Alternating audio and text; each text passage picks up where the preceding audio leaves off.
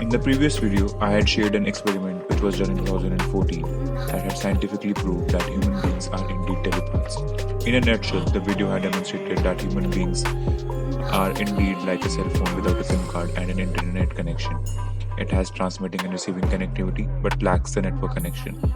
There was also a quote in the end of the last video which discussed about a reality beyond the three-dimensional physical plane we live in. And there are at least 10 dimensions that we know of. And even on this plane, we have limited spectrum of our hearing and visible capabilities. So surely, there are realities beyond our physical reality, and the one that deals with this telepathy is what I call psychality. Why is the topic for another video, but many great thinkers and scientists believe that such answers lie in the spiritual plane, or we can call it such for this video.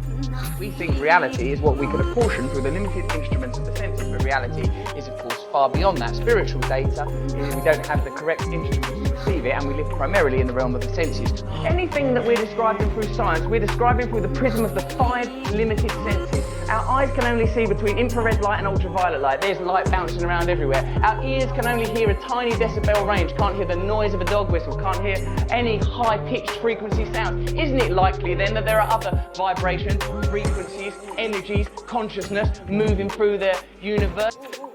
Now, when I call spirituality, it comes across as harmless. Some of you may agree to it and some may not. But none of us would have a problem with someone practicing spirituality. But when I talk about spirits and studying them, then that suddenly opens up a Pandora box and all hell breaks loose. Because study of spirits is what the modern world refers to as black magic or the dark arts. Now the next argument would be, these are just fictional things and nothing like this exists, and I would like to believe that as well.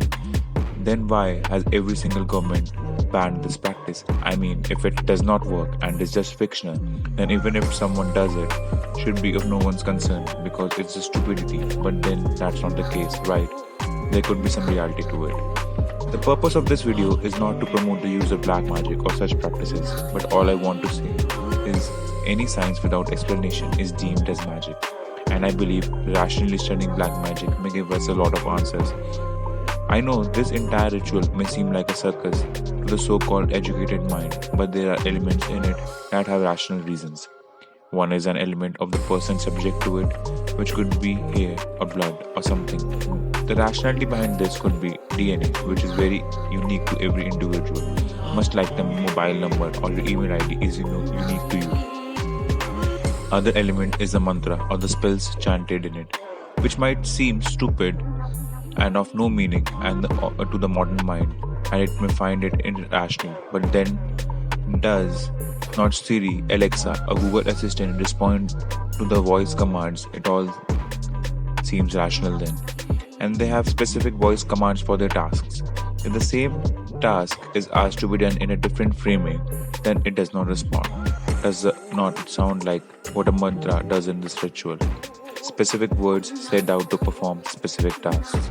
And once accomplished, suddenly you gain access to alter the reality of the subject, and the crux of it is the control of the mind, which is not what is important here. Almost started believing I am a professor at Hogwarts, but the fact that we managed to hack into the other person's mind and send your command to it, this just goes to prove that there is in fact a network that connects the mind, which can be accessed in a very specific situation, and this is what the treasure is, which is what was absent in the experiment discussed in the previous video, because any cell phone without a SIM and an internet connection can still catch waves of the closest radio station when tuned to the correct frequency.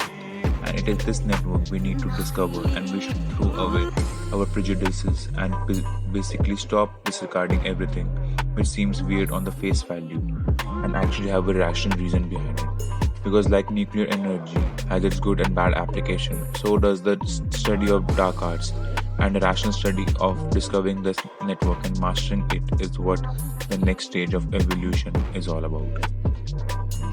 Let's share this video and invite more people to have a discussion about this in the comment section. I would really like to know what is the rational point of view of each of us on this. I hope you're enjoying the videos. I'm not going to beg or persist or force you to subscribe or like the channel. But if you feel that content is worth it.